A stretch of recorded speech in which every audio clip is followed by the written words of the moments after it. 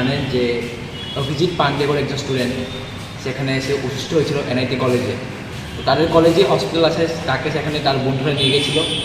সেখানে নিয়ে যাওয়ার পর হসপিটাল থেকে নেগলিজেন্সের কারণে তার শরীরের অবস্থা আরও ডিগ্রেড করে এবং যার কারণে সে তার বাড়িতে চলে যায় বহিরাজ্যে। সেখানে গিয়ে সে হার্ট পাঞ্চারে তার ডেথ হয়।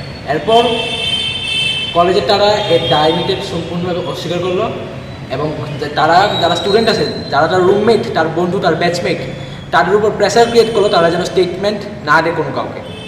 এ নিয়ে তাদের কলেজে গতকাল রাত্রে আমরা দেখতে পেলাম একটি প্রচণ্ড হিংস্র একটা রূপ ধারণ করে নিয়েছিল তাদের আন্দোলনটা। এরপর আজ সকালবেলা আমি আমার একটা এনএসএর প্রতিনিধি দল নিয়ে আমরা সেখানে ক্যাম্পাসে গেলাম, তাদের সঙ্গে কথা বললাম এবং আমরা তাদের সঙ্গে ধর্নায় বসলাম যাতে ডক্টর যারা ছিল প্রেজেন্ট তারা যেন স্টুডেন্টের কাছে অ্যান্সারেবল হয় এবং সেকেন্ড অফ অল যাতে একটা এনকোয়ারি কমিশন বসানো হয়।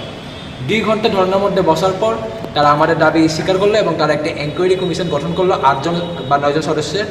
এবং আজ বিকেলে তারা স্টুডেন্টের সঙ্গে ডক্টরদের দেখা করাবে এবং তারা ডক্টররা স্টুডেন্টরা যে প্রশ্ন আছে তার উত্তর আজ তারা বিকালবেলা দেবে।